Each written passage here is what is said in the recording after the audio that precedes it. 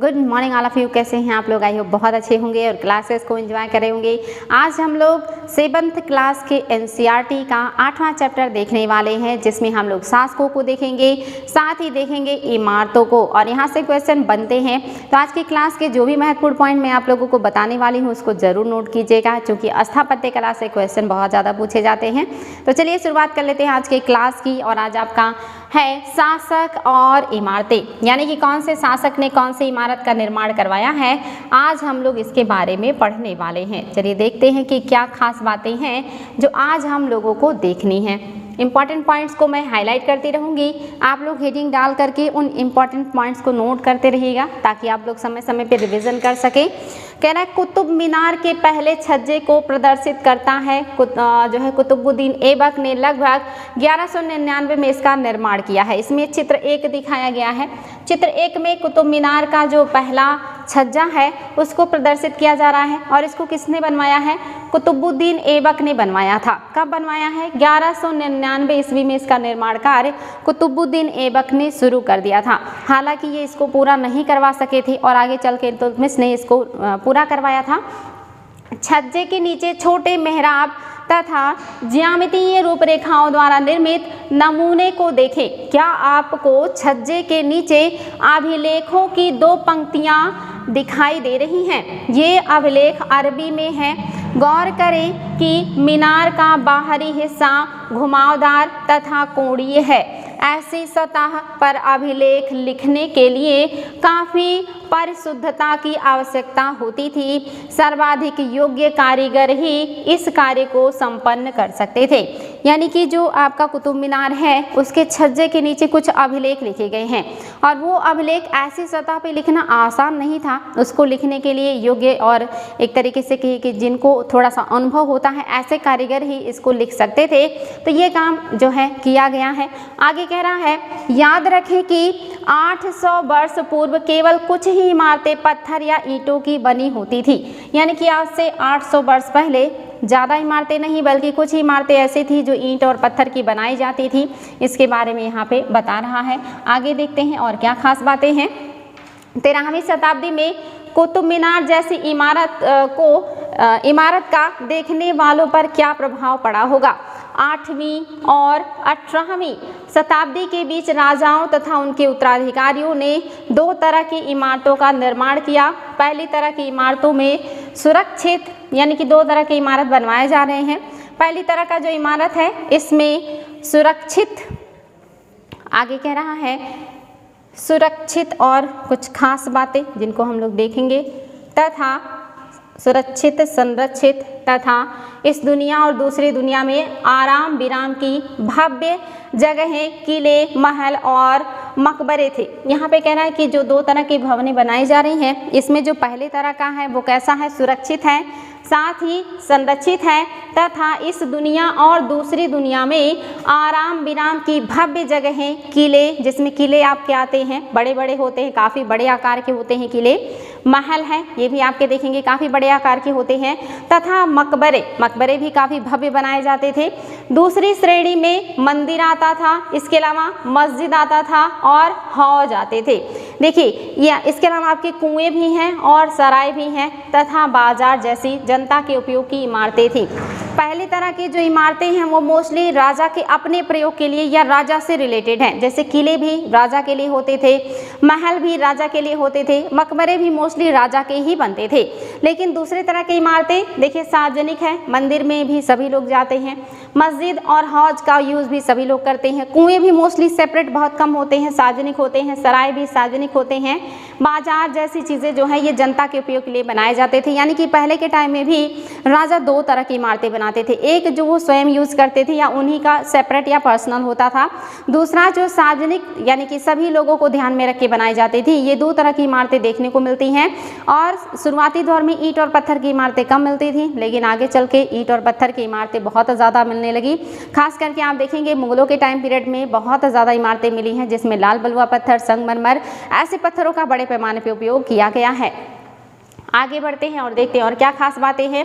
राजाओं से यह अपेक्षा की जाती थी कि वे अपनी प्रजा की देखभाल करेंगे तथा प्रजा के उपयोग और आराम के लिए इमारतों का निर्माण करवाकर राजा उनकी प्रशंसा पाने की आशा करते थे। राजा से ये मतलब जो है उम्मीद की जाती थी कि वो प्रजा की ज़रूरत को ध्यान में रखते हुए अलग अलग तरह की इमारतों का निर्माण कराएंगे और ये इमारतें जो है जब बनेंगी और लोगों के काम आएंगी तो ये इससे राजा को क्या होगा, प्रशंसा प्राप्त होगा। ये चीज़ याद रखिएगा।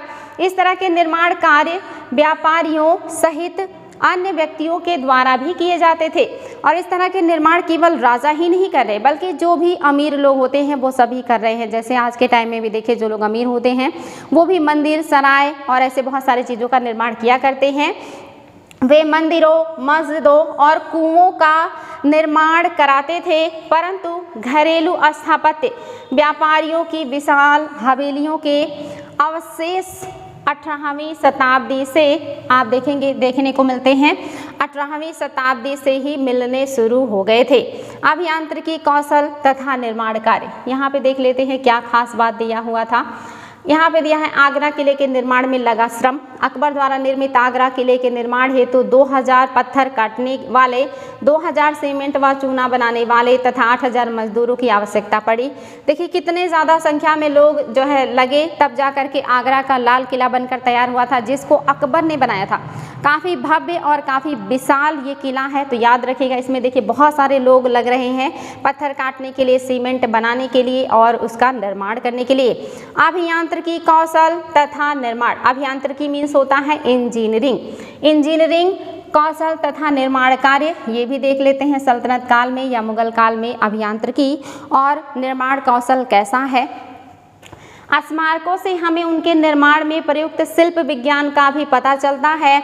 छत का ही उदाहरण ले लीजिए। हम 4 दीवारों के आर पार लकड़ी की सहतीरों अथवा एक पत्थर की पटिया रखकर छत बना सकते हैं, लेकिन यह कार्य उस समय बहुत कठिन हो जाता था जब हम एक विस्तृत अधिरचना वाले विशाल कक्ष का निर्माण करना चाहते थे।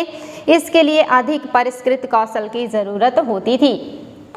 ये देखिए ध्यान दीजिएगा क्या कह रहा है। कह रहा कि स्मारकों से हमें उनके निर्माण में प्रयुक्त शिल्प विज्ञान की बारे में पता चलता है कि उस समय का शिल्प विज्ञान कैसा था।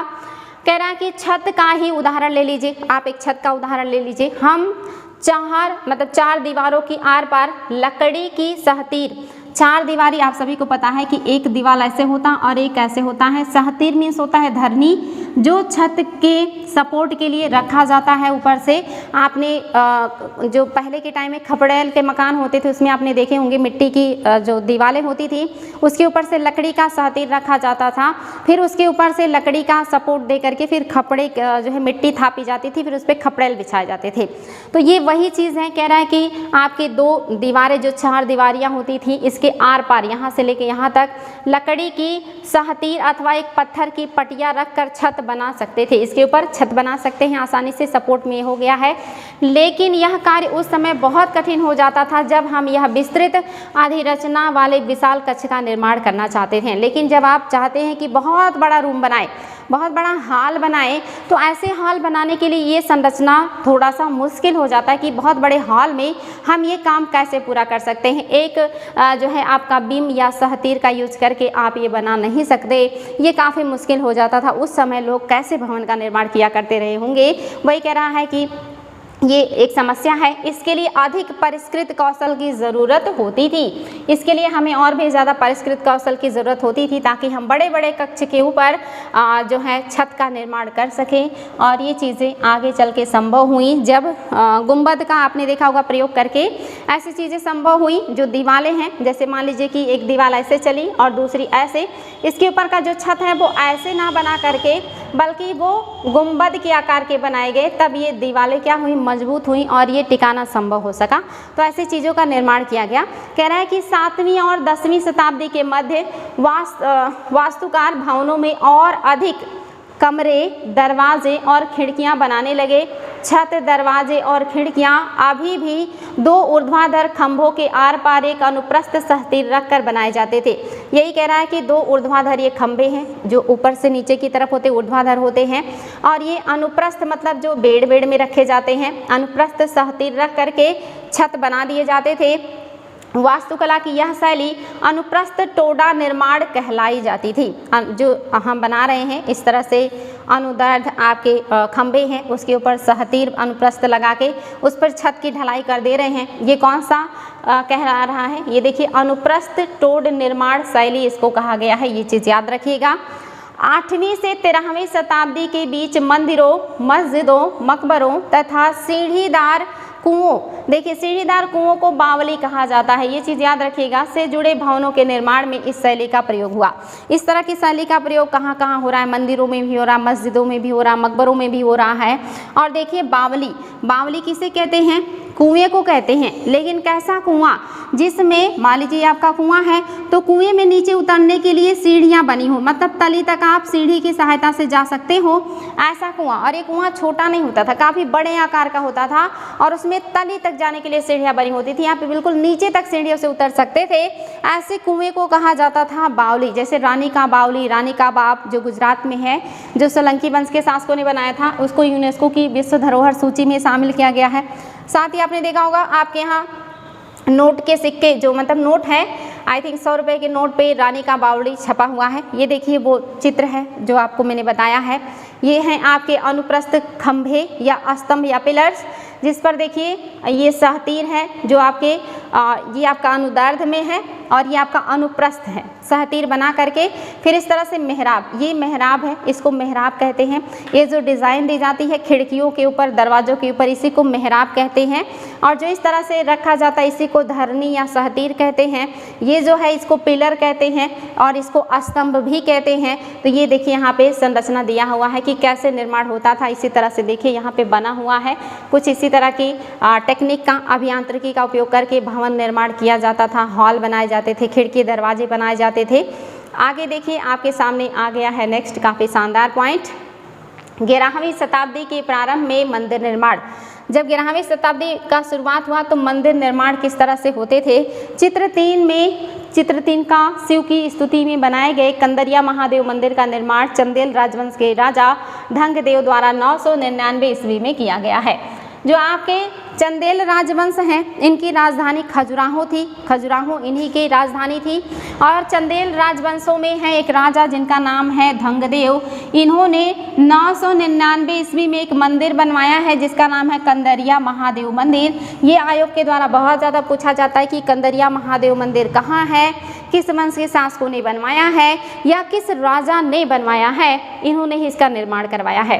कह रहा है कि मंदिर की योजना है एक अलंकृत द्वार से इसके प्रवेश भाग और मुख्य भाग, या जिसको सभा भवन कहते हैं, जिसको महामंडप भी कहते हैं। देखिए सभा भवन को महामंडप कहा जाता है, जो कि मंदिर में मैंने आपको बताया था कि बरांडा होता है, मंडप होता है, गर्भगृह होता है जहाँ पे मूर्तियाँ रखी जाती हैं, तो ये मंडप है या महामंडप है, जिसे सभा भवन के रूप में यूज़ किया जाता था। जहाँ नृत्य का आयोजन होता था, जो देवदासियाँ होती थी, ये लोग सभा भवन में नृत्य का आयोजन भी करते थे। आगे कह रहा है तक पहुंचा जा सकता था, यानी कि जो सभा भवन है वहां तक आम जो है कोई भी पहुंच सकता था। गर्भगृह में आपके पुजारी हुआ करते थे जो पूजा का काम संपन्न करते थे। तो ये चीज़ याद रखिएगा। क्वेश्चन आता है कि किस वंश के शासकों ने आपके खजुराहो को अपनी राजधानी बनाई थी। तो खजुराहो के मंदिरों का निर्माण करवाया है चंदेलों ने। चंदेल वंश की ही राजधानी है खजुराहो, जहाँ पे है कंदरिया महादेव का मंदिर। ये चीज़ याद रखिएगा। वहाँ पे चित्रगुप्त का मंदिर भी है, दुर्गा का मंदिर भी है और भी बहुत सारे धर्म के मंदिर हैं। और यहाँ के जो मंदिर हैं ये कामुक प्रतिमाओं के लिए जानी जाती हैं। यहाँ की मंदिर प्रतिमाओं से भरी हैं, मूर्तियों से भरी हैं जो कामुकता को दर्शाती हैं। ये सारी चीज़ें आपको पता होंगी। मध्य प्रदेश में ये मंदिर पाया जाता है, काफ़ी महत्वपूर्ण है ये स्थापत्य के दृष्टिकोण से। आयोग यहाँ से क्वेश्चन बहुत पूछते हैं। कह रहा है कि पहुँचा जा सकता था प्रमुख देवता की मूर्ति मुख्य मंदिर, जिसको गर्भगृह कहते हैं, यहाँ पे उस प्रमुख देवता का मूर्ति रखा जाता था। आगे कह रहा है कि धार्मिक अनुष्ठान इसी जगह संपन्न किए जाते थे तथा इसमें केवल राजा तथा मतलब राजा, उसका निकट परिवार जो होता है वही जा सकता है, तथा पुरोहित एकत्रित होते थे। यानी कि जो गर्भगृह है यहाँ पे जिस भी भगवान को समर्पित वो मंदिर होती थी उनकी मूर्ति रखी जाती थी और वहीं पे पूजा किया जाता था। वहाँ पे सिर्फ राजा जा सकते थे, राजा के खास परिवार जा सकते थे और वो पुरोहित जो इस पूजा को संपन्न कराता था। बाकी आम जनजीवन जो है वो लोग सभा भवन में इकट्ठा हो सकते थे, बाहर हो सकते थे, गर्भगृह तक वो नहीं पहुँचते थे। तो ये चीज़ यहाँ पे दिया हुआ है। आगे कह रहा है खजुराहो समूह में राजकीय मंदिर सम्मिलित थे जहाँ सामान्य जनमानस को जाने की अनुमति नहीं थी। यानी कि जो सामान्य जनमानस है वो इस मंदिर के गर्भगृह में नहीं जा सकता था। आगे कह रहा है ये सुपरिष्कृत उत्कीर्णित मूर्तियों से अलंकृत है। यानी कि सुपरिष्कृत जो बहुत खूबसूरती से बनाए गए हो ऐसी मूर्तियों से उत्कीर्ण मूर्तियां, यानी कि ऐसी ही मूर्तियां उस पर क्या है, मंदिरों की दीवारों पर, खंभों पे, हर जगह पे उत्कीर्ण की गई हैं और ये मूर्तियां अलग अलग मुद्राओं में बनाई गई हैं। उसी को यहाँ पे बता रहा है कि मंदिर मूर्तियों से भरा हुआ है, उसके प्रत्येक जगह पे मूर्तियाँ ही मूर्तियाँ हैं। अगला मंदिर आपके सामने आ चुका है। तंजावुर के राजराजेश्वर मंदिर का शिखर उस समय के मंदिरों में सबसे ऊंचा था। देखिए तंजावुर का राजराजेश्वर मंदिर, इस मंदिर का नाम आप याद रखिएगा। ये कहाँ पे है? तंजावुर में है। तंजावुर कहाँ है? तमिलनाडु में है। तमिलनाडु में है। तमिलनाडु का शहर है तंजावुर। तंजावुर तंजावुर जो है तमिलनाडु का शहर है और यहाँ पे है राजराजेश्वर मंदिर। इस मंदिर को बृहदेश्वर मंदिर भी कहा जाता है। बृहदेश्वर मंदिर याद रखिएगा, आयोग के द्वारा पूछा जाता है कि बृहदेश्वर मंदिर कहाँ है? तंजावुर में है। तंजावुर कहाँ है? तमिलनाडु में है। इसी मंदिर को राजराजेश्वर मंदिर भी कहा जाता था क्योंकि इसको राजराज फर्स्ट ने बनवाया था। इस मंदिर को किसने बनवाया है? राजराज फर्स्ट ने बनवाया है, इसीलिए इसका नाम क्या है? राजराजेश्वर मंदिर है। ये इम्पॉर्टेंट है, राजराज प्रथम ने बनवाया है। और इसका शिखर उस समय के मंदिरों में सबसे ज़्यादा ऊंचा है, यानी कि काफ़ी भव्य और बड़ा बनाया गया है। आगे कह रहा है इसका निर्माण कार्य आसान नहीं था क्योंकि उन दिनों कोई क्रेन नहीं था। शिखर के शीर्ष पर 90 टन का पत्थर ले जाना इतना भारी होता था कि उसे व्यक्ति अपने आप उठाकर नहीं ले जा सकते थे। देखिए इसी मंदिर के शीर्ष पे है 90 टन का भारी पत्थर। सोचिए 90 टन का भारी पत्थर इस मंदिर के शीर्ष पे अगर पहुंचाया गया होगा तो ये कैसे संभव हुआ होगा? ये किसी व्यक्ति के बस का तो है नहीं कि 90 टन का पत्थर उठा के ले जाके रख देगा। तो कैसे पहुंचाया गया होगा? उस समय किस टेक्नोलॉजी का उपयोग किया गया होगा उस पत्थर को मंदिर के शीर्ष पे पहुंचाने के लिए, वो भी देख लीजिए। कह रहा है इसलिए इस काम के लिए वास्तुकारों ने मंदिर के शीर्ष तक पहुंचने के लिए चढ़ाईदार रास्ता बनाया। रोलरों द्वारा भारी पत्थरों को इस रास्ते से ऊपर ले जाया गया। इस काम के लिए 4 किलोमीटर, ये देखिए कितना किलोमीटर है, 4 किलोमीटर से ज़्यादा लंबा पथ तैयार किया गया जिससे चढ़ाई बहुत खड़ी ना हो। मंदिर बन जाने के बाद इसे गिरा दिया गया।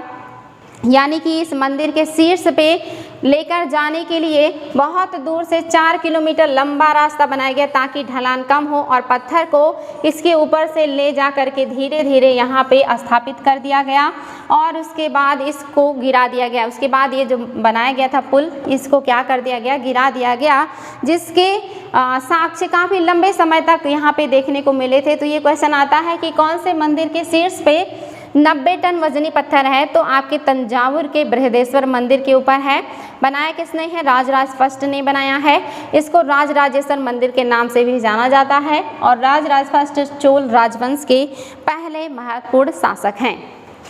आगे देखिए, मंदिर बन जाने के बाद इसे गिरा दिया गया, लेकिन उस क्षेत्र के लोगों ने मंदिर निर्माण के अनुभव को काफ़ी लंबे समय तक याद रखा।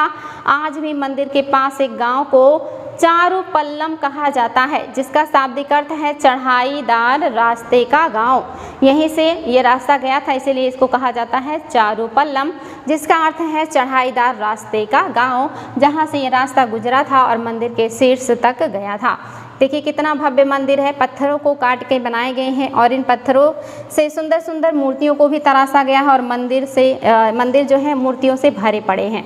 ये चीज़ याद रखिएगा, काफ़ी महत्वपूर्ण है। और क्या है जो हम देख सकते हैं, आगरे के किले में जल द्वार निर्माण को दिखाती एक चित्रकारी यहाँ पे दे रहा है कि चित्रकारी जो कि जल द्वार का निर्माण कर रहा है। यहाँ पे पत्थर ढोने के लिए कौन से साधनों का उपयोग किया जाता था। चलिए आगे बढ़ लेते हैं और देखते हैं और क्या बातें हैं जो आपको जाननी है। मंदिरों, मस्जिदों और हौजों का निर्माण। मंदिर, मस्जिद और हौजों का निर्माण कैसे किया जाता था। कह रहा मंदिरों और मस्जिदों का निर्माण बहुत सुंदर तरीके से किया जाता था क्योंकि वे उपासना के स्थल थे। मंदिर और मस्जिद में उपासना किया जाता है और उपासना का स्थल होने की वजह से पवित्र माने जाते हैं और पवित्र चीज़ों का हम बहुत ही बारीकी से देखभाल करते हैं। तो इसलिए जो आपके मंदिर बनाए जाते थे और जो मस्जिद बनाए जाते थे, इनको बहुत सुंदर तरीके से बनाया जाता था। वे अपने संरक्षकों या संरक्षक की शक्ति और धन वैभव तथा भक्ति भाव का भी प्रदर्शन करते थे।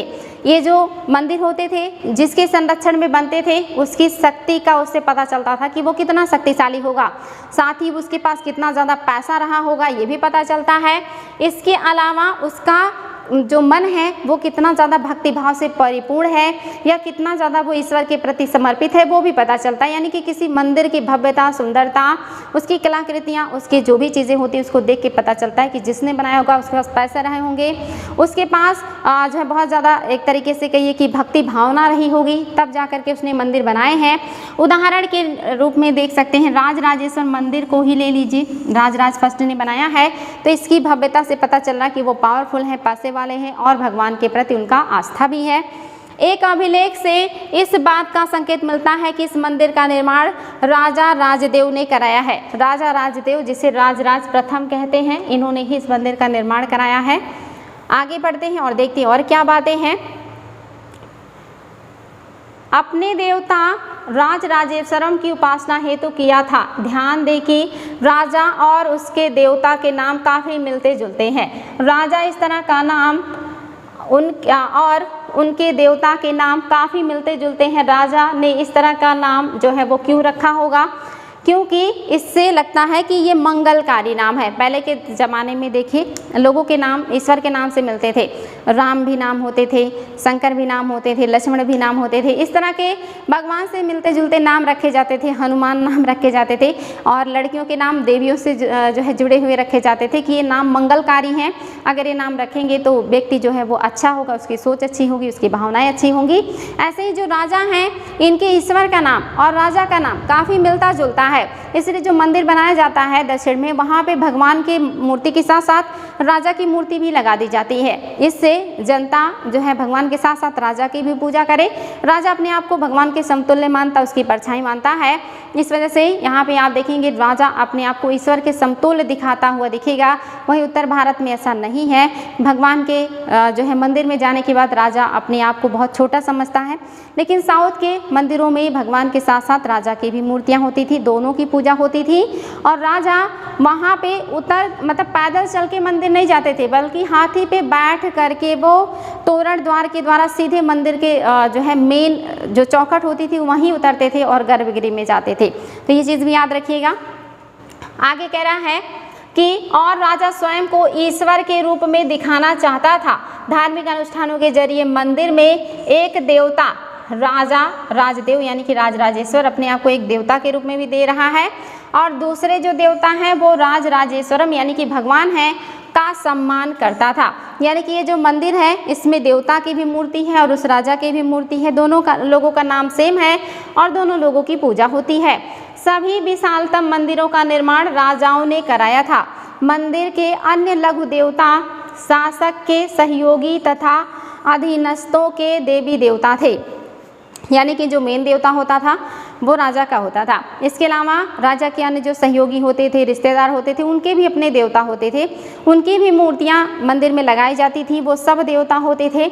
इस मंदिर कह रहा है कि जो मंदिर है यह मंदिर शासकों और उनके सहयोगियों द्वारा शासित देवी देवता थे। यह मंदिर शासकों और उसके सहयोगियों द्वारा शासित विश्व का एक लघु रूप ही था। जिस तरह से वे राजकीय मंदिरों में इकट्ठा होकर अपने देवताओं की उपासना करते थे, ऐसा प्रतीत होता था मानो उन्होंने देवताओं के न्यायप्रिय शासन को पृथ्वी पर ला दिया हो। जिस तरह से मंदिर में जा कर के इकट्ठा होकर पूजा करते थे, ऐसा लगता था कि वो देवता के स्वरूप हैं और देवता के न्यायप्रिय शासन को वो धरती पर ले आए हैं, मतलब एक तरीके से कही कि उनके प्रतिबिंब के रूप में। मुसलमान सुल्तान तथा बादशाह स्वयं को भगवान के अवतार होने का दावा तो नहीं करते थे, किंतु फारसी दरबारी इतिहासों में सुल्तान का वर्णन अल्लाह की परछाई के रूप में हुआ है। देखिए यहाँ पे जो मुस्लिम शासक हैं ये नहीं कह रहे हैं कि वो भगवान के मतलब जो है भगवान हैं या भगवान के समतुल्य हैं या उनकी भी पूजा होनी चाहिए, लेकिन ये क्या कहते हैं, ये कह रहे हैं कि ये अल्लाह के परछाई हैं, अल्लाह के परछाई हैं। ये अपने आप को परछाई के रूप में अभिव्यक्त कर रहे हैं। दिल्ली की एक मस्जिद के अभिलेख से पता चलता है कि अल्लाह ने अलाउद्दीन खिलजी को आपने देखा है, काफ़ी शक्तिशाली राजा हैं और अपने विभिन्न कार्यों की वजह से इतिहास में प्रसिद्ध है। यहाँ पे एक अभिलेख लिखा है जिसमें पता चल रहा है कि अल्लाह ने अलाउद्दीन खिलजी को, ये देखिए आपका काफ़ी बढ़िया मकबरा यहाँ पे दिया हुआ है, जैसे मस्जिद है, मस्जिद जहाँ पे लोग इकट्ठा होकर नमाज अदा करते हैं। चलिए आगे बढ़ लेते हैं। कह रहा है कि अल्लाह ने अलाउद्दीन खिलजी को शासक इसलिए चुना था क्योंकि उसमें अतीत के महान विधिकर्ताओं मूसा और सुलेमान की विशिष्टताएं मौजूद थी। सुलेमान बहुत बड़े विधिकर्ता थे, आपने देखा था कि सुलेमान जो थे ये टर्की के शासक थे, विधिकर्ता माने जाते हैं, और मूसा भी विधिकर्ता हैं। अल्लाह को लगा कि अलाउद्दीन खिलजी के अंदर उन महान विधिकर्ताओं के गुण हैं, इसलिए अल्लाह ने उनको राजा बनाया है, ऐसा कहा जा रहा है। सबसे महान विधिकर्ता और वास्तुकार अल्लाह स्वयं था। उसने अव्यवस्था को दूर करने और विश्व का सृजन किया तथा एक व्यवस्था और संतुलन कायम किया। यानी कि अल्लाह जो है सबसे ज़्यादा शक्तिशाली है, सबसे ज़्यादा उनके पास विधि बनाने की पावर है, शक्ति है, और उन्होंने इस दुनिया को बनाया है, दुनिया के लिए व्यवस्थाएं बनाई हैं, नियम कानून बनाया है जो कि कायम है, संतुलन है। और इसे कायम और संतुलन रखने के लिए समय समय पर वो अपनी परछाई को धरती पे भेजते रहते हैं, जो राजा के रूप में आते हैं और उस व्यवस्था को कायम करने में अल्लाह की मदद करते हैं। सत्ता में आने पर प्रत्येक राजवंश के राजा ने शासक होने के अपने नैतिक अधिकार पर और जोर डाला। उपासना के स्थानों के निर्माण से शासकों को ईश्वर के साथ अपने घनिष्ठ संबंध की उद्घोषणा करने का मौका दिया। यानी कि जब ये उपासना के स्थल का निर्माण करवाते हैं तो शासक अपने आप को ईश्वर के और ज़्यादा नज़दीक बताते हैं या ईश्वर से बहुत ज़्यादा लगाव और जुड़ाव को भी दर्शा पाते हैं। आगे कह रहा है, ऐसी उद्घोषणाएं तेजी से बदलती राजनीति के संदर्भ में महत्व ग्रहण कर लेती हैं, और जैसे जैसे राजनीति बदलता है, जैसे जैसे राजा पावरफुल होते जाता है, वैसे इनका जो बताने का या समझाने का तरीका है या जो प्रदर्शित करने का तरीका है ये भी बदलता चला जाता है। आगे कह रहा है कि शासकों ने विद्वान तथा धर्मनिष्ठ व्यक्तियों को भी आश्रय प्रदान किया और अपने राजधानियों तथा नगरों को महत्वपूर्ण सांस्कृतिक केंद्रों के रूप में परिवर्तित करने का प्रयास किया। इन सब से उसके शासन तथा राज्य को ख्याति मिली। व्यापक समझ यह थी कि न्यायप्रिय राजा का राज ऐसा होगा जहां खुशहाली होगी और जहां पर्याप्त वर्षा होगी। इसी तरह हौजों और जलाशयों के निर्माण द्वारा बहुमूल्य पानी उपलब्ध कराने के कार्य की बहुत प्रशंसा की जाती थी। हौज क्या होते हैं? तालाब जैसे संरचना होते हैं जहाँ पे पानी स्टोर करके जनता को पानी उपलब्ध कराने का काम किया जाता है। सुल्तान इल्तुतमिश ने दिल्ली ए कुनहा के एकदम निकट एक विशाल तालाब का निर्माण करके व्यापक सम्मान प्राप्त किया। इस विशाल जलाशय को हौज ए सुल्तानी अथवा राजा का तालाब कहा जाता था। ये क्वेश्चन आता है कि हौज ए सुल्तानी किसने बनवाया था? तो हौज ए सुल्तानी का निर्माण अलाउद्दीन खिलजी ने किया है। इसको राजा का तालाब भी कहा जाता था। क्या आप इसे अध्याय 3 के मानचित्र 1 में ढूंढ सकते हैं? शासक प्रायः सामान्य लोगों के लिए बड़े और छोटे हौजों और तालाबों का निर्माण करवाते थे। कभी कभी वे किसी मंदिर, मस्जिद, जैसे चित्र 7 में जामी मस्जिद के छोटे हौज पर ध्यान दीजिए, अथवा गुरुद्वारे, मंदिर, मस्जिद अथवा गुरुद्वारे, जो कि सिख जहाँ एकत्रित होकर उपासना करते हैं उसे गुरुद्वारा कहते हैं, आप सभी को पता है, का हिस्सा होते थे। ये जो हौज होते थे, तालाब होते थे, ये या तो किसी मंदिर का हिस्सा होते थे या मस्जिद का हिस्सा होते थे या गुरुद्वारे का हिस्सा होते थे। मोस्टली आप जहाँ भी मंदिर जाएंगे तो वहाँ पे या तो कोई तालाब होगा या तो कोई पोखरा होगा या वो मंदिर किसी नदी के किनारे होगा। यानी कि नदी जो आपके मंदिर होते थे, मस्जिद होते थे या आपके जो गुरुद्वारे होते थे मोस्टली जलाशयों के आसपास ही हुआ करते थे, या ऐसे जलाशय शासक बनवाया करते थे मंदिरों, मस्जिदों और गुरुद्वारों के आसपास, और इससे उनको बहुत सम्मान भी प्राप्त होता था। आगे देखिए, मंदिरों को क्यों नष्ट किया गया? जब राजा इतना अपने आप को महान दिखा रहा है, भव्य दिखा रहा है, पावरफुल दिखा रहा है और मंदिर का निर्माण कर रहा है, तो ऐसा क्यों हुआ कि प्राचीन टाइम से लेकर आधुनिक काल तक मोस्टली लोगों ने मंदिरों को तोड़ा, मंदिरों को नष्ट किया? क्या रीज़न था, लोगों ने ऐसा क्यों किया होगा?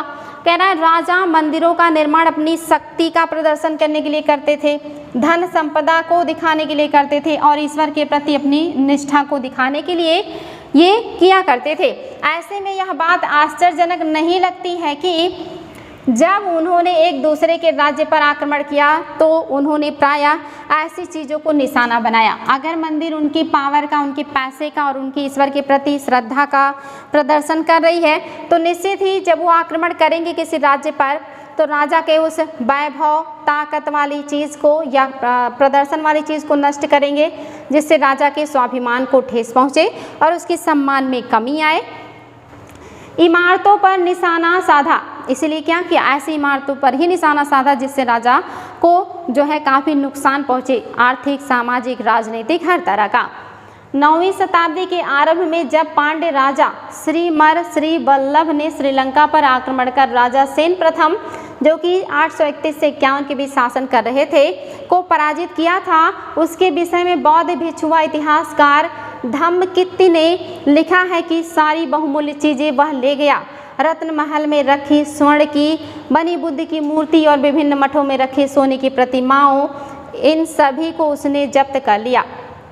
यानी कि देखिए, मंदिरों को तोड़ दिया गया, विहारों को तोड़ दिया गया, मठों को तोड़ दिया गया, वहाँ पे रखी गई जो सोने की और धातुओं की कीमती चीज़ें थी, मूर्तियाँ थी, वो सारी चीज़ें क्या किए, उठा ले गए।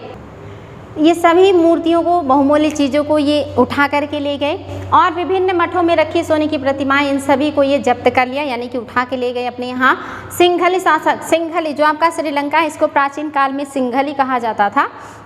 सिंघली शासक यानी कि श्रीलंका के शासक के आत्माभिमान को इससे जो आघात लगा था उसका बदला लिया जाना स्वाभाविक था। यानी कि इससे वहाँ के राजा के आत्मसम्मान को जो मतलब घात लगा, जो एक तरीके से कि ठेस लगा, उसका बदला वो निश्चित तौर पर ही लेंगे, वो कहाँ पीछे हटेंगे। आगे कह रहा, अगले सिंघली शासक सेन द्वितीय ने अपने सेनापति को पांड्यों की राजधानी मदुरै पर आक्रमण करने का आदेश दिया। बौद्ध इतिहासकार ने लिखा है कि इस अभियान में बुद्ध की स्वर्ण मूर्ति को ढूंढ निकालने तथा वापस लाने हेतु महत्वपूर्ण प्रयास किए गए।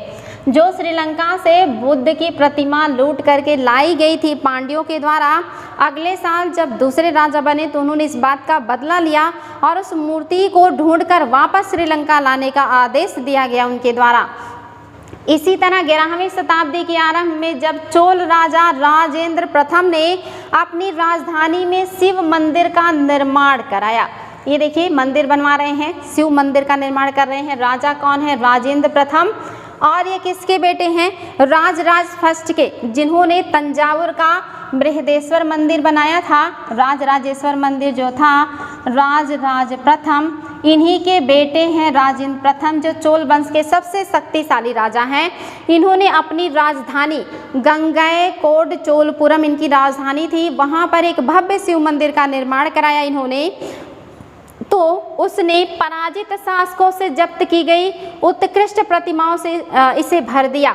तो इन्होंने क्या किया, जितने राजाओं को इन्होंने पराजित किया था उनकी मंदिरों को लूट करके वहां से जितनी मूर्तियां मिली थी उन सभी मूर्तियों को इन्होंने इस शिव मंदिर में जड़वा दिया, जो इन्होंने अपनी राजधानी में बनाया, गंगैकोंड चोलपुरम में। तो इससे देखिए पता चल रहा है कि सभी राजाओं के सम्मान को ठेस पहुंचा के वहां से कीमती मूर्तियों को ला करके इन्होंने अपने मंदिरों में उसको जड़वा दिया था। ये काम किसने किया है? राजेंद्र प्रथम ने किया है। राजेंद्र प्रथम ने गंगा अभियान किया था, क्योंकि गंगा के जल से ही अभिषेक करना था यहाँ पे मूर्ति का, और इसलिए ये गंगा जल लेने गए और रास्ते में जितने राज्य इनको मिले थे बंगाल तक सभी को हराते हुए गए और वहाँ जाके गंगा जल लेकर वापस आए थे। इसीलिए इन्हें चोल राज्य का सबसे शक्तिशाली राजा माना जाता है। इन्होंने जो आपका बंगाल की खाड़ी यहाँ पे चोल झील का निर्माण भी किया था। ये क्वेश्चन आता है कि चोल झील का निर्माण किसने किया था? राजेंद्र प्रथम ने किया था। चोल साम्राज्य साहित्यिक या सांस्कृतिक दृष्टिकोण से स्वर्ण काल कहा जाता है, क्योंकि इस काल में मंदिरों और मूर्तियों चित्रकला का बहुत ज़्यादा विकास हुआ, खास करके मंदिर और मूर्ति का बहुत ज़्यादा निर्माण देखने को मिलता है। तो ये राजेंद्र प्रथम हैं जिन्होंने पूरे श्रीलंका को भी जीता था, जिन्होंने दक्षिण पूर्व एशियाई देशों को भी जीता था, जिनकी नौसेना बहुत ज़्यादा मजबूत थी। ये लोग स्थानीय स्वशासन भी अपने यहाँ काफ़ी सुदृढ़ रखते थे। नायंगार आयंगार व्यवस्था जैसे चीज़ें भी देखने को मिलती थी। तो देखेंगे आगे कह रहा है कि एक अधूरी सूची में निम्न चीजें सम्मिलित थी।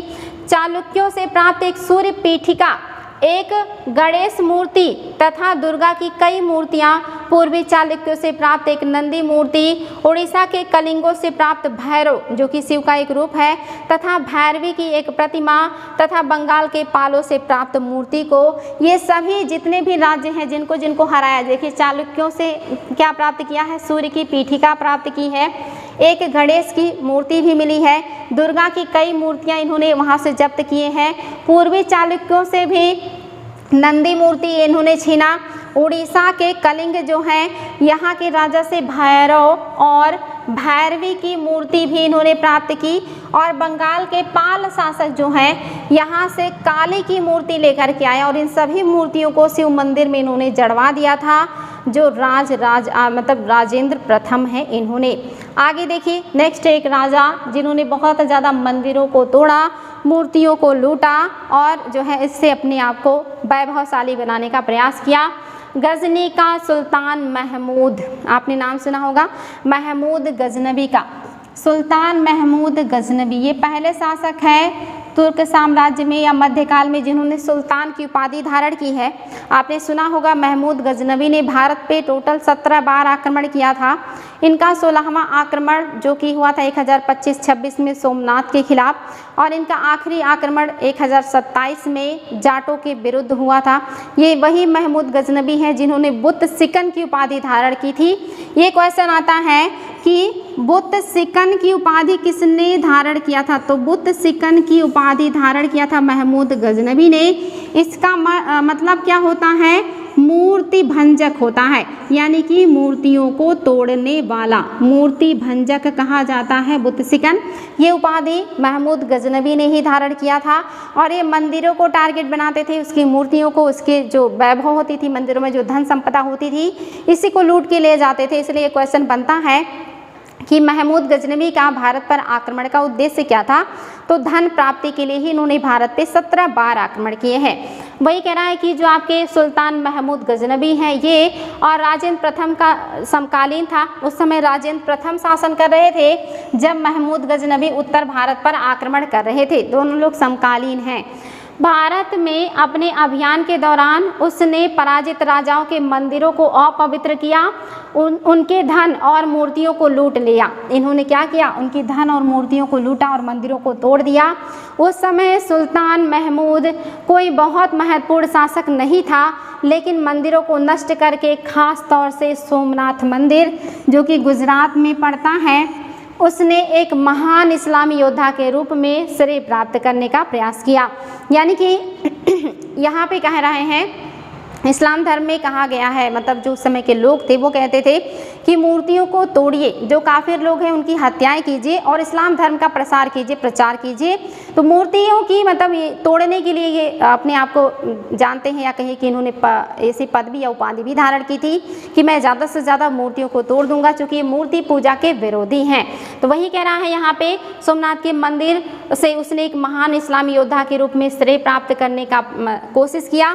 मध्ययुगीन राजनीतिक संस्कृति में ज़्यादातर शासक अपने राजनैतिक बल व सैनिक सफलता का प्रदर्शन पराजित शासकों के उपासना स्थलों पर आक्रमण करके और उन्हें लूट कर करते थे। मध्यकाल में सिर्फ मुस्लिम शासक ही नहीं, अन्य शासक भी आपस में जब दूसरे राजा के साम्राज्य पर आक्रमण करते थे तो उसके मंदिर को पहले तोड़ते थे, क्योंकि इस मंदिर से उस राजा का वैभव, उसकी शक्ति, उसका भगवान के प्रति निष्ठा पता चलता था, इसलिए वो सबसे पहले मंदिर को ही तोड़ देते थे।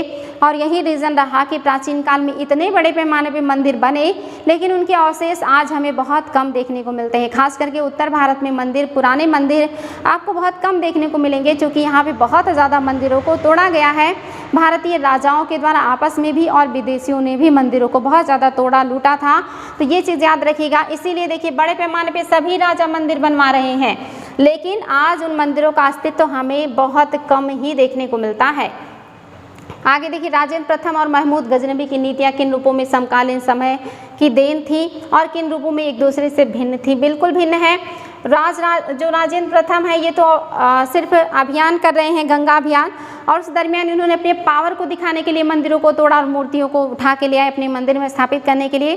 जबकि महमूद गजनबी को तो धन के रूप में यूज़ करना चाहिए था, उन्हें तो लूट के रूप में वो कर रहे थे, तो लुटेरे के रूप में है वो। आगे देखिए, बाग मतलब आप जानते हैं ना, पेड़ पौधों वाले जो बाग बगीचे होते हैं, उसी बाग की बात हो रही है। मकबरे तथा किले मुगलों के अधीन वास्तुकला और अधिक जटिल हो गई। बाबर, हुमायूं, अकबर, जहांगीर और विशेष रूप से शाहजहां साहित्य कला और वास्तुकला में इन्हें काफ़ी इंटरेस्ट है। साहित्य हो या कला हो या वास्तुकला हो, इन सब में इन्हें काफ़ी इंटरेस्ट है और बहुत ही अच्छे तरीके से इन्होंने सारी चीज़ें बनाई हैं। यहाँ पे देखिए, बाबर जो हैं ये पहले ऐसे शासक हैं जिन्होंने चार बाग पद्धति का डिज़ाइन या जो मत है इसको बताया था कि क्या है चार बाग पद्धति, कैसे बनाते हैं। यहाँ पे देखिए खाका बनाते हुए दिखाया गया बाबर को कि चार बाग पद्धति कैसे होता है। चार बाग पद्धति का मतलब होता है कि चार तरफ बाग बगीचे हो, यानी कि चारों कोनों पे बाग बगीचे हो, बीच से एक बार इस तरह से नहर जाए, एक बार इस तरह से, दोनों एक दूसरे को समकोण पे काटे और चार हिस्सों में बांट दे, उसी को चार बाग पद्धति कहते हैं। उसी का डिज़ाइन यहाँ पे बनाते हुए बाबर को दिखाया गया है, आप देख सकते हैं। काबुल में चार बाग का खाका बनाते बाबर की 1590 की एक चित्रकारी ध्यान से देखिए किस तरह से वो रास्ते वगैरह का निर्माण कर रहे हैं। तो चार बाग पद्धति की देन जो है ये देन है बाबर की। चलिए देख लेते हैं चार बाग पद्धति क्या है, हमें देखने जा रहे हैं। चलिए देखते हैं चार बाग पद्धति क्या है। चार बाग पद्धति में कह रहा है व्यक्तिगत रुचि लेते थे, यानी कि ये जो शासक हैं आपके अकबर हो गए, जहांगीर हो गए, शाहजहां हो गए, बाबर हो गए, सब व्यक्तिगत रुचि लेते हैं बाग, मकबरे और ऐसी चीज़ें बनाने में। वही कह रहा है कि अपनी आत्मकथा में बाबर की आत्मकथा का क्या नाम है, अगर आपको पता है तो कमेंट कीजिएगा। इनकी आत्मकथा का नाम था तुजुक ए बाबरी।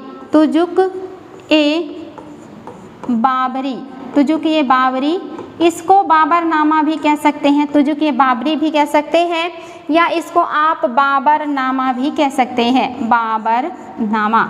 बाबरनामा को कौन सी भाषा में लिखा गया है, ये क्वेश्चन भी आता है। तो ये चगताई तुर्की में लिखा गया है, चगताई तुर्की में लिखा गया है बाबरनामा या तुजुक ए बाबरी, जो बाबर की आत्मकथा है। अपनी आत्मकथा में बाबर ने औपचारिक बागों की योजनाओं और उनके बनाने में अपनी रुचि का वर्णन किया है। अक्सर ये बाग दीवारों से घिरे होते थे तथा कृत्रिम नहरों द्वारा चार भागों में विभाजित आयताकार आहते में स्थित थे। यानी कि ये बाग बगीचे कैसे होते थे, ये चार दीवारियों से घिरे होते थे, यानी कि बाउंड्री बनी होती थी। फिर नहर इस तरह से निकाली जाती थी, एक दूसरे को समकोण पे काटती थी। देखिए एक बाग ये हो गया, एक बाग ये हो गया, और एक और एक ये हो गया, चार बाग। यहाँ पे कोई भवन बना दीजिए, इसी को कहा जाएगा कि चार बाग पद्धति में बना भवन, जो चार बागों के बीच में है और चारों बागों को नहरों के द्वारा डिवाइड किया गया है। यही है आपका चार बाग पद्धति। और इसको सबसे पहले किसने बताया है, बाबर ने अपनी आत्मकथा तुजुक ए बाबरी या बाबरनामा में बताया है। आगे कह रहा है कि औपचारिक बागों की योजनाओं और उसके बनाने तथा खाका तैयार करने में बाबर ने अपनी रुचि का वर्णन किया है। चार समान हिस्सों में बटे होने के कारण ये चार बाग कहलाते थे। चार बाग बनाने की परंपरा अकबर के समय में शुरू हुई। ये देखिए क्वेश्चन आता है कि चार बाग पद्धति का उल्लेख पहली बार किसने किया है? तो किया है इसको बाबर ने। लेकिन चार बाग पद्धति किसके समय में शुरू हुई है? तो स्थापत्य में चार बाग पद्धति की जो शुरुआत है ये अकबर के समय में हुआ है। ये बहुत इंपॉर्टेंट है, आयोग ने पूछा है कि चार बाग पद्धति की शुरुआत किसके समय में हुआ? अकबर के समय में हुआ। लेकिन इस पद्धति का उल्लेख पहली बार बाबर ने किया है।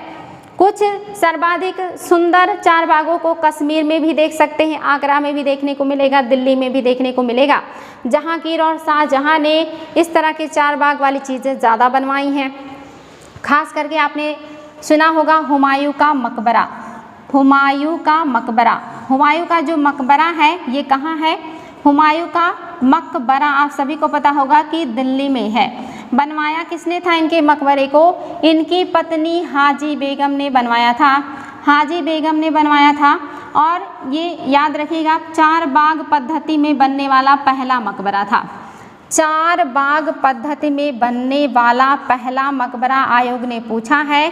चार बाग पद्धति में बनने वाला पहला मकबरा हुमायूं का ही मकबरा है। याद रखिएगा हुमायूं का मकबरा लाल बलुआ पत्थर से बना है, जिसके जो गुंबद हैं वो सफ़ेद संगमरमर से बने हुए हैं। इसको ताजमहल का पूर्वगामी कहा जाता है। ये क्वेश्चन आता है कि ताजमहल का पूर्वगामी किसे कहा जाता है?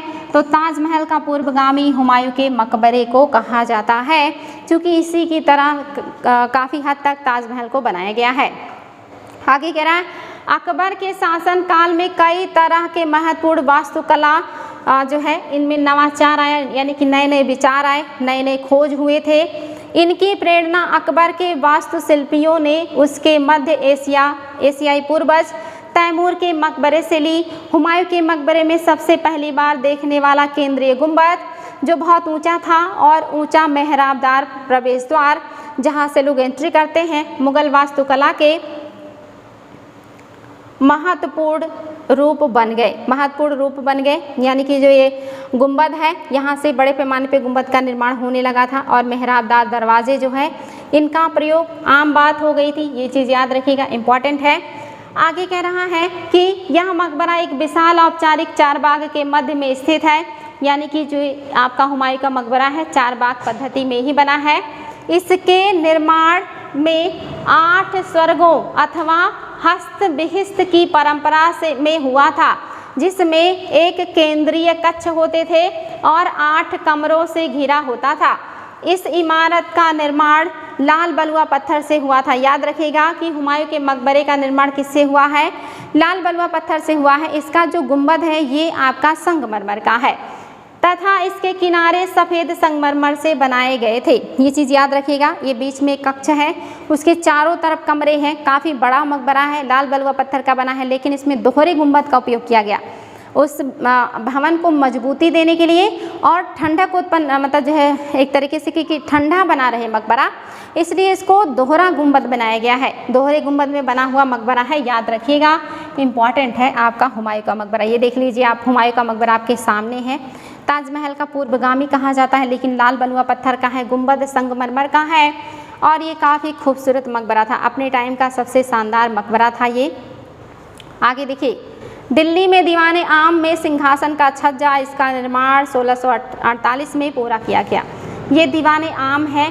आम में जो राजा होते थे वो आम लोगों से मिलते थे, आम लोगों से डिस्कशन किया करते थे, आम लोगों की फरियाद सुना करते थे। यहाँ पे राजा बैठते थे और इसके सामने लोग खड़े होकर अपनी बातों को रखते थे।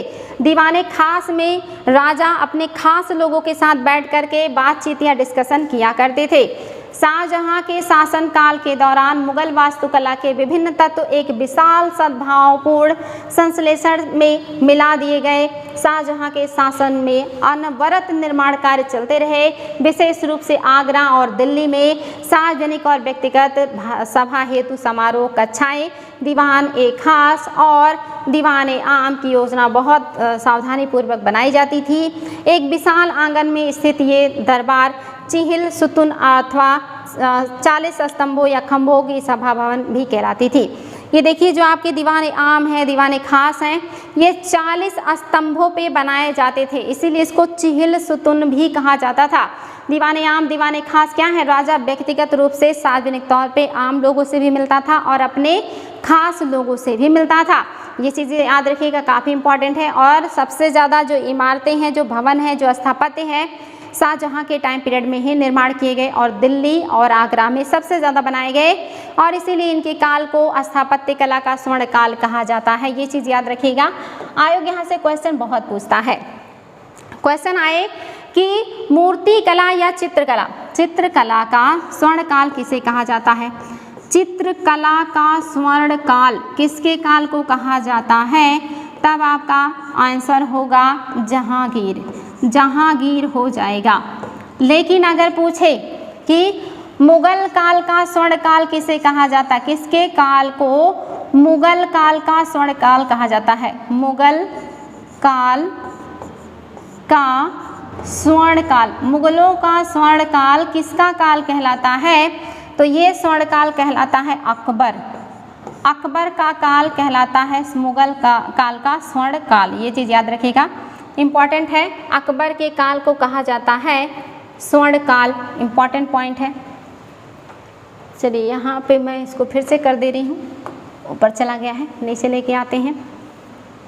चित्रकला और ये सारी चीज़ें आपने देखी हैं। यहीं पे है, हम लोग कह रहे थे कि कौन से काल को स्वर्ण काल कहा जाता है? चित्रकला का स्वर्ण काल, ठीक है। चलिए, तो मुगलों का जो काल है ये मुगल काल का स्वर्ण काल, अकबर के काल को कहा जाता है।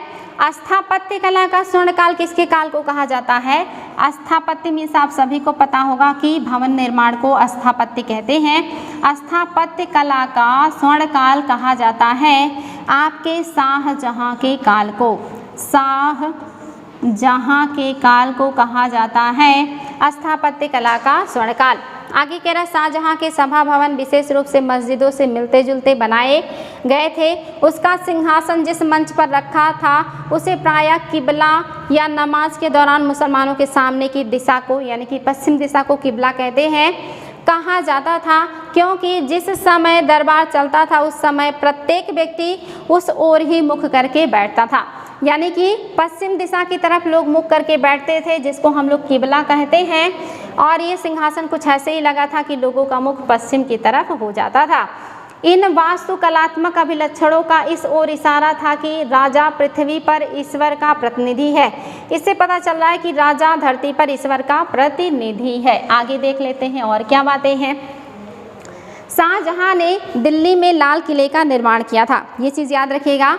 शाहजहाँ ने कहाँ निर्माण किया है? दिल्ली में लाल किले का निर्माण किया है। अकबर ने आगरा में लाल किले का निर्माण किया। लेकिन ये पूछ ले कि आगरा के लाल किले में दीवाने आम, दीवाने खास, मोती मस्जिद किसने बनाया है? तो शाहजहाँ ने बनवाया है। कि अपने नवनिर्मित दरबार में राजकीय न्याय और शाही दरबार के अंतर संबंध पर बहुत बल दिया। बादशाह के सिंहासन के पीछे पित्रादुरा, जिसको कहा जाता था जड़ाऊ काम, पित्रादुरा को क्या कहते थे? जड़ाऊ काम। और ये जड़ाऊ काम किस में होता था? पत्थरों, संगमरमर के या अन्य पत्थरों की दीवारों पर जो कीमती पत्थर, कीमती हीरे जवाहरात और जो है धातुओं को जड़ दिया जाता था, इसी को पित्रादुरा कहा जाता था। श्रृंखला बनाई गई थी जिसमें पौराणिक यूनानी देवता का नाम क्या है? आर्फियस को बीड़ा बजाते हुए चित्रित किया गया था। ऐसा माना जाता था कि आर्फियस का संगीत आक्रामक जानवरों को भी शांत कर देता था। यानी कि जो आर्फियस हैं ये जब संगीत बजाते थे तब इनके संगीत या धुन को सुनकर आक्रामक जानवर भी शांत हो जाते थे, ऐसा माना जाता है। ये क्वेश्चन आता है कि पित्रादुरा शैली क्या है? जड़ाऊ काम है, यानी कि संगमरमर की दीवारों पे या पत्थरों की दीवारों पे कीमती बहुमूल्य चीज़ों से किया गया जड़ाऊ काम ही पित्रादुरा है। पहली बार पित्रादुरा शैली का प्रयोग कहाँ किया गया है? किस भवन में किया गया है? तो ये क्वेश्चन भी आता है एतमादुद्दौला के मकबरे में। एतमादुद्दौला के मकबरे में किया गया है। ये नूरजहाँ के पिता हैं, इनका मकबरा आगरा में है और ये सफ़ेद संगमरमर का पहला इमारत है। ये चीज़ भी याद रखिएगा। चलिए आगे बढ़ते हैं और देखते हैं और भी महत्वपूर्ण बातें। और पित्रादुरा शैली का प्रयोग किसके समय में पहली बार हुआ है? जहांगीर के समय में, जो कि जहांगीर के समय में ही है नूरजहां जानवरों को भी शांत कर सकता था और वे शांतिपूर्वक एक दूसरे के साथ रहने लगते थे। शाहजहां के सार्वजनिक भवन सभा भवन का निर्माण यह सूचित करता था कि न्याय करते समय राजा ऊंचे और निम्न सभी प्रकार के लोगों के साथ समान व्यवहार करेगा और सभी सद्भावना के साथ रह सकेंगे। शासन के आरंभिक वर्षों में शाहजहां की राजधानी आगरा थी। ये चीज़ याद रखिएगा, शासन के आरंभिक वर्षों में शाहजहां की राजधानी क्या है? आगरा है। आगे जब वो दिल्ली का लाल किला बना लेंगे तो अपनी राजधानी दिल्ली ट्रांसफर कर लेंगे। इस शहर में विशिष्ट वर्गों ने अपने घरों का निर्माण यमुना नदी के तट पर करवाया था। यहाँ पे जितने विशिष्ट लोग हैं उन लोगों ने अपने भवन का निर्माण यमुना नदी के किनारे करवाया था। आगे कह रहा है कि इस निर्माण 4 बाग की रचना के ही समान औपचारिक बागों के बीच में हुआ था। यानी कि इसका जो भवन का निर्माण है ये मोस्टली 4 बाग पद्धति के रूप में ही किए गए हैं। 4 बाग की योजना के अंतर्गत ही अन्य तरह के बाग भी थे जिन्हें इतिहासकार नदी तट बाग कहा करते थे। 4 बाग पद्धति की तरह एक और भी संरचना थी जिसे नदी तट बाग कहा जाता था। यानी कि नदी के तट के किनारे बाग बगीचे जो लगाए जाते थे भवनों के आसपास, उसको नदी तट बाग कहते थे। इस तरह के बाग में निवास स्थल यानी कि लोगों का घर 4 बाग के बीच में स्थित ना होकर नदी तट के पास बाग के बिल्कुल किनारे होता था। यानी कि मान लीजिए आपकी जो नदी है इस तरह से जा रही है, लोगों ने इसके किनारे क्या किया है? भवन बनवाया है। तो ये क्या करेंगे? बाग इनके आगे बगल में होगा, पीछे होगा, साइड में होगा।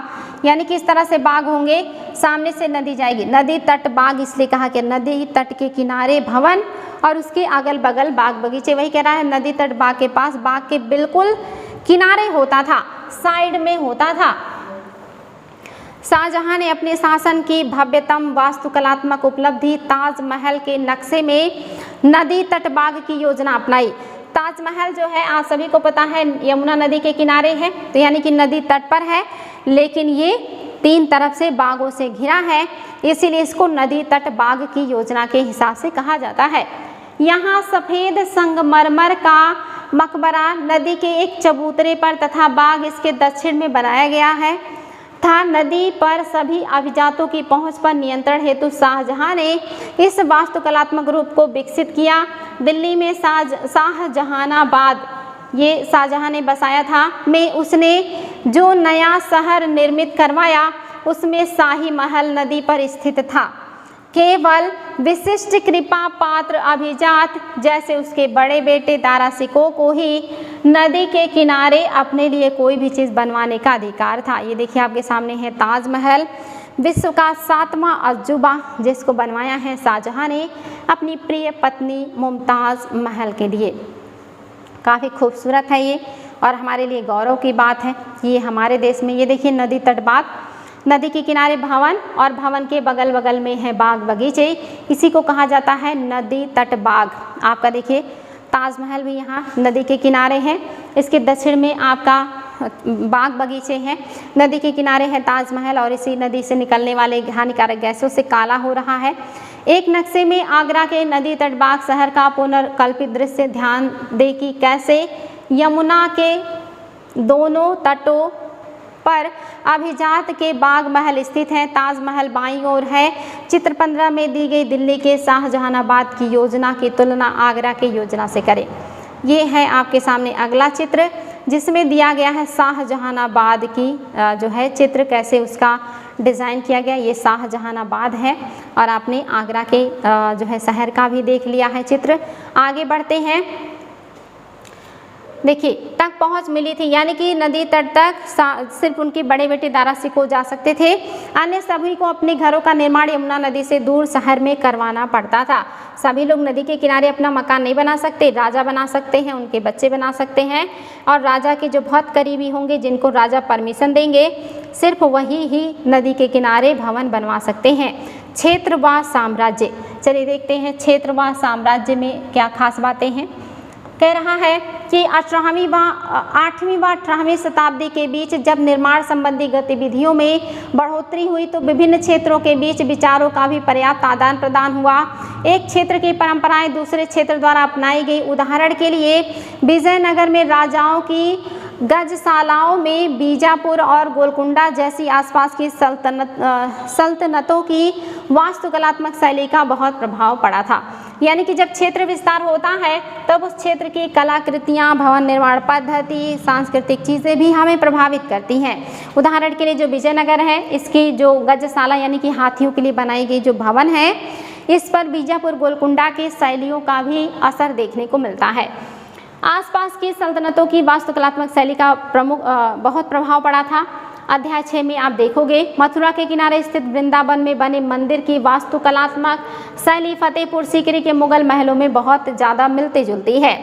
विशाल साम्राज्य के निर्माण में विभिन्न क्षेत्रों को उनके शासन के अधीन ला दिया। इससे कलात्मक रूपों व वास्तुकलात्मक शैलियों के परिसंचरण में भी मदद मिला। यानी कि ये कलात्मक जो शैलियाँ हैं, वास्तुकलात्मक शैलियाँ हैं, ये एक दूसरे से मिलने लगी, संचरण होने लगा, एक दूसरे में एक तरीके से घुलने मिलने लगी, एक दूसरे का असर इनके ऊपर दिखने लगा था या परिसंचय करने में मदद मिली थी। मुगल शासक अपने भवनों के निर्माण में क्षेत्रीय वास्तुकलात्मक शैली अपनाने में विशेष रूप से दक्ष थे। उदाहरण के लिए बंगाल में स्थानीय शासकों ने छप्पर की झोपड़ी के समान दिखने वाले छत का निर्माण किया। बंगाल में जो स्थानीय लोग थे, इन्होंने जो बनाए हैं भवन, ये छप्पर जैसे संरचना में बनाए। आपने देखा होगा ना, छप्पर किस तरह से होता है, छप्पर इस तरह की संरचना का बना होता है ना। तो छप्पर जैसे संरचना की जो झोपड़ियाँ हैं, ये क्या कर रहे हैं, बना रहे हैं। और ऐसे ही दिखने वाले भवन भी बनाए जा रहे हैं। मुगलों को यह बांग्ला गुंबद, इसको इन्होंने कहा कि बांग्ला गुंबद है, इसको इन्होंने क्या कहा कि ये बांग्ला गुंबद है। इसको अध्याय 9 में और भी ज़्यादा आप देखेंगे। इतना पसंद आया था कि उन्होंने अपनी वास्तुकला में इसका प्रयोग किया। यानी कि इन्होंने अपनी वास्तुकला में इस तरह के छप्पर का उपयोग किया जो कि बांग्ला गुंबद कहलाई और बंगाल से ही प्रभावित था। आगे कह रहे हैं अन्य क्षेत्रों का प्रभाव भी स्पष्ट था। अकबर की राजधानी फतेहपुर सीकरी की कई इमारतों पर गुजरात व मालवा की वास्तुकलात्मक शैली का प्रभाव दिखता है। जो गुजरात है और जो आपका मालवा है, यहाँ के जो भवन निर्माण कला पद्धति है, इसका बहुत ज़्यादा जो है इफेक्ट देखने को मिलता है फतेहपुर सीकरी में, जो कि अकबर ने आगरा से 34 किलोमीटर या 36 किलोमीटर पश्चिम में बनवाया था। इस पर मालवा, गुजरात, यहाँ के वास्तुकला का प्रभाव है। हालांकि फतेहपुर सीकरी में बौद्धिस्ट का भी प्रभाव है, जैनियों का भी प्रभाव है, हिंदुओं का भी प्रभाव है और आपकी क्रिश्चियन कला का भी प्रभाव देखने को मिलता है। आगे है 18वीं शताब्दी से मुगल शासकों की सत्ता के धूमिल हो जाने के बाद भी उनके आश्रय में विकसित वास्तुकलात्मक शैली निरंतर प्रयोग में रही और तथा अन्य शासकों ने जब भी स्वयं के राज्य स्थापित करने के प्रयास किए, यह शैली अपनाई। मुगलों के द्वारा जो शैली डेवलप की गई, जो शैली अपनाई गई, जो शैली विकसित की गई, आगे आने वाले समय में अन्य राजाओं ने भी उस शैली को अपनाया था, जो कि इसमें बहुत सारी अच्छी चीज़ों का भी संयोजन देखने को मिलता है। चलिए आगे बढ़ते हैं और देखते हैं और क्या खास बातें हैं। फतेहपुर सीकरी के जोधाबाई महल में छत के विस्तार को संभालते अलंकृत स्तंभ तथा टेकिए गुजरात क्षेत्र की वास्तुकलात्मक परंपराओं से प्रभावित हैं। आसमान छूते चर्च, चलिए हम लोग आखिरी पड़ाव पे पहुंच गए हैं। आसमान छूते चर्च के बारे में पढ़ेंगे। कह रहा है कि 12वीं शताब्दी में फ्रांस में आरंभिक भवनों की तुलना अधिक ऊंचे एवं हल्के चर्चों के निर्माण के प्रयास शुरू हुए। वास्तुकला की यह शैली गोथिक नाम से जानी जाती है। ये देखिए क्वेश्चन आता है कि गोथिक कला कहाँ की है या भारत में गोथिक कला कौन लेकर के आए हैं। फ्रांस की है और ये पुर्तगालियों ने भारत में पहुँचाया था, ब्रिटिशों के द्वारा भी लाया गया, जानी जाती है। इस शैली की विशिष्टता क्या है, इसकी पहचान क्या है। नुकीली ऊंची मेहराब, आपने देखा था ना, मेहराब किसे कहते हैं, जो इस तरह की संरचना होती है या आपको कहीं कहीं से घुमावदार भी मिल जाएगा। ये जो संरचना है ये घुमावदार है, इनकी जो है संरचना मेहराब की वो ऐसी है, नुकीली है, काफ़ी ऊंची ऊंची नुकीली मेहराब। और दूसरी रंगीन कांच का प्रयोग भी होता है इसमें, जिसमें प्रायः बाइबिल से लिए गए दृश्यों का चित्रण भी है तथा उड़ते हुए पुस्ते का मतलब है पत्थर, यानी कि पत्थर हो सकते हैं, पत्थर भी हो सकते हैं, ईंट भी हो सकते हैं, पत्थर, इसके अलावा ईंट आदि, यानी कि कुछ भी हो सकते हैं। इस तरह के चीज़ों से जो ढलुआ दीवार बनाई जाती थी, दीवार नुमा जो संरचना बनती थी, ढलुआ दीवार नुमा संरचना, ढलुआ मतलब थोड़ा सा जिसमें ढाल हो, थोड़ा सा जो सपाट हो, तो ये ढलुआ जो दीवार नुमा संरचना या ढलुआ संरचना जो बनाई जाती थी उसी को कहा जाता था जो है आपने देखा कि जिसमें प्रायः बाइबल से लिए गए दृश्य, उड़ते जो पुस्ते हैं ना, जो ये ढलुआ दीवारें हैं, इसी को उड़ते पुस्त कहा गया, क्योंकि ये सीधी नहीं है बल्कि थोड़ी सी टेढ़ी है, सीधी नहीं है। दूर से ही दिखने वाली ऊंची मीनारें और घंटी वाले बुर्ज बाद में चर्च से जुड़ गए। बुर्ज मतलब क्या होता है? पिलर, जो खंभे होते हैं उसी को बुर्ज कहा जाता है। तो बुर्ज भी याद रखिएगा, पिलर्स या खंभों को कहते हैं। पुस्ते मतलब क्या होता है? जो पत्थर या ईंट के या अन्य किसी चीज़ की ढलुआ दीवारें होती हैं उसी को कहा जाता है। चलिए और क्या खास बातें हैं? इस वास्तुकला शैली के सर्वोत्कृष्ट ज्ञान उदाहरण में से एक पेरिस का नाइट्रेडम चर्च है। 12वीं और 13वीं शताब्दी के कई दशकों में इसका निर्माण हुआ। देखिए यहाँ पे दिया है एक चर्च का नाम जो इसी तरह से बना है। आपने कुछ खास बातें देखी, कुछ और भी चीज़ें जान लीजिए। जैसे आपने देखा दिल्ली का लाल किला जो है ये किसने बनाया है? शाहजहां ने बनाया है। दिल्ली का लाल किला ये किसने बनाया? शाहजहां ने बनाया है। ये आयोग के द्वारा पूछा जाता, मोस्टली बच्चों को पता भी रहता है, शाहजहां ने बनाया। लेकिन अगर यहीं पे आ जाता आगरा का लाल किला, आगरा का लाल किला आ जाता, और इलाहाबाद का आ जाता, आगरा इलाहाबाद आ जाता, और इसके अलावा लाहौर आ जाता, लाहौर।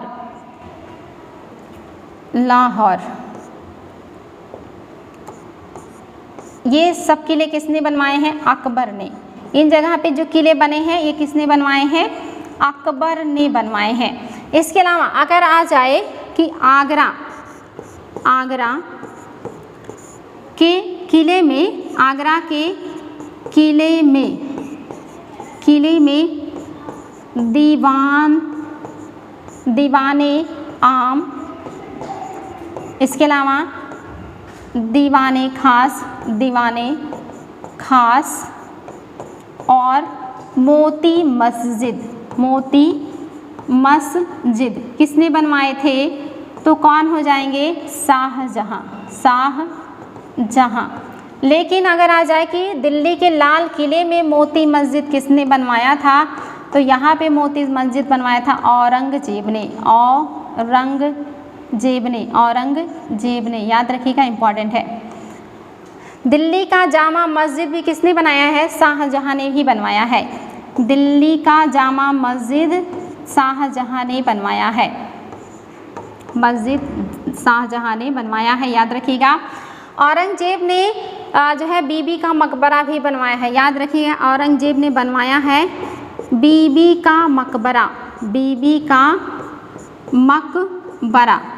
का मकबरा जो है इसको ताजमहल का उत्तरगामी भी कहा जाता है। ताजमहल का उत्तरगामी भी कहा जाता है। इसको दक्कन का ताजमहल भी कहते हैं। दक्कन का ताजमहल क्वेश्चन आता है, दक्कन का ताजमहल किसे कहते हैं? तो बीबी के मकबरे को। इसको जो है ताज का फूहड़ नकल भी कहते हैं। ये क्वेश्चन भी आता है कि ताज का फूहड़ नकल क्या है? कौन सा भवन ताज का यानी कि ताजमहल का फूहड़ नकल है? याद रखिएगा, कौन है? बीबी का मकबरा। बीबी का मकबरा किसके लिए बनाया गया था? राबिया उद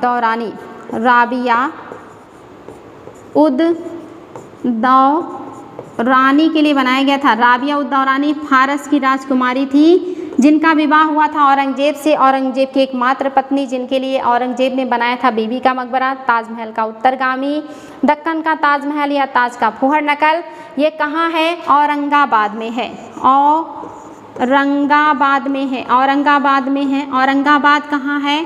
महाराष्ट्र में है, महाराष्ट्र में है, याद रखिएगा। ये आपके औरंगजेब के 2 निर्माण, आपका मोती मस्जिद जो कि दिल्ली के लाल किले में है, और बीबी का मकबरा ये बनवाया है आपके औरंगजेब ने, इसको याद रखिएगा। जो लाल किला है दिल्ली का, इसमें दीवाने आम दीवाने खास ये शाहजहां ने बनवाया है। इसके अलावा फतेहपुर सीकरी में अकबर ने बहुत सारे भवन बनवाए हैं, वहाँ पे बीरबल का महल भी है, जोधा भाई का महल है, वहाँ पे सलीम चिश्ती का मकबरा भी है। फतेहपुर सीकरी में सलीम चिश्ती का मकबरा भी इन्होंने बनवाया है, और यहाँ पे इन्होंने पंचमहल भी बनवाया है। साथ ही अकबर ने यहाँ पे बनवाया है काफ़ी भव्य जो है दरवाज़ा, जिसको बुलंद दरवाज़ा कहते हैं, ये भी फतेहपुर सीकरी में है। इस तरह से फतेहपुर सीकरी के जितने निर्माण कार्य हैं वो अकबर के हैं। बाकी 3 किले इलाहाबाद और आपका आगरा और लाहौर के, ये भी अकबर ने बनाए हैं। दिल्ली का लाल किला शाहजहां ने बनाया है, दिल्ली का जामा मस्जिद भी शाहजहां ने बनाया है।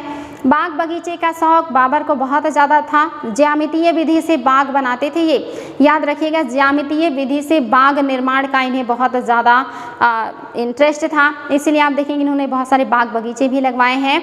आपके कश्मीर में कई सारे जो बाग बगीचे हैं ज्यामितीय विधि से, वो आपके जहांगीर ने भी लगवाए हैं, तो जहांगीर को चित्रकला के साथ साथ बाग बगीचे लगवाने में भी इंटरेस्ट था। ये चीज़ें याद रखिएगा, काफ़ी महत्वपूर्ण हैं। तो उम्मीद है कि आज की ये सारी बातें समझ में आई होंगी। अब हम लोग देख लेते हैं आज के बचे हुए जो प्रश्न हैं उनको, ये सारे पॉइंट आप लोग नोट कर लीजिएगा, याद भी कर लीजिएगा। आज आप लोग आजकल आप लोगों का क्वेश्चन का आंसर राइटिंग नहीं आ रहा है, कोशिश करें कि आंसर राइटिंग ज़रूर करें, आप लोगों के आंसर राइटिंग का हमें इंतज़ार रहता है और ये आपके लिए काफ़ी महत्वपूर्ण है। अगर आप लोग आंसर राइटिंग करेंगे तो आपको बातें काफ़ी लंबे समय तक याद रहेंगी। प्रश्न काफ़ी छोटे छोटे होते हैं और बहुत आसानी से आप इन्हें लिख के तुरंत कमेंट बॉक्स में उत्तर दे सकते हैं। तो बच्चों क्वेश्चन का आंसर राइटिंग जरूर करें और लाइक और शेयर भी कर दिया करें। क्वेश्चन है, वास्तुकला का अनुप्रस्थ तोड़ निर्माण सिद्धांत चापाकार सिद्धांत से किस तरह भिन्न है। दूसरा है, शिखर से आप क्या समझते हैं, क्या तात्पर्य है। पित्रादुरा क्या है। एक मुगल चारबाग की क्या खास विशेषता है। ये सारे प्रश्नों के उत्तर आप लोगों को लिखने हैं कमेंट बॉक्स में। अगला है, किस मंदिर से एक राजा की महत्ता की सूचना कैसे मिलती है, मतलब किसी मंदिर से एक राजा की महत्ता की सूचना आपको कैसे मिलेगी। दिल्ली में शाहजहां के दीवान खास में एक अभिलेख में कहा गया है कि अगर पृथ्वी पर कहीं स्वर्ग है तो यही है, यही है, यही है। यह धारणा कैसे बनी। मुगल दरबार से इस बात का कैसे संकेत मिलता है कि बादशाह से धनी, निर्धन, शक्तिशाली, कमजोर सभी को समान न्याय मिलेगा। शाहजहानाबाद में नए मुगल शहर की योजना में यमुना नदी की क्या भूमिका थी। ये सारे प्रश्न थे आपके लिए। और भी कुछ प्रश्न हैं जिनको आप देख सकते हैं। आज धनी और शक्तिशाली लोग विशाल घरों का निर्माण करवाते हैं। अतीत में राजा और उनके दरबारियों के निर्माण किस मायने में इनसे भिन्न थे। चित्र 4 पर नज़र डाली, इमारत आज कैसे तेज़ी से बनाए जा सकते हैं। ये सारी चीज़ें आप लोग कर सकते हैं अगर आप लोग इंटरेस्ट रखते हैं और अगर आप लोग आंसर राइटिंग करते हैं तो आप लोगों का बेस क्लियर होगा। एनसीईआरटी का एक एक पॉइंट, एक एक शब्द बहुत इंपॉर्टेंट होते हैं, बशर्ते आप उसे पढ़ें, उसको समझें, रिवीजन करें, नोट्स बनाएं और आंसर राइटिंग जरूर करें। ये आपका आधार मजबूत करेगा और आपको आने वाले एग्जाम में बहुत मदद करेगा। तो आज के लिए इतना ही, फिर मिलते हैं नेक्स्ट डे न्यू टॉपिक के साथ। Thank you so much.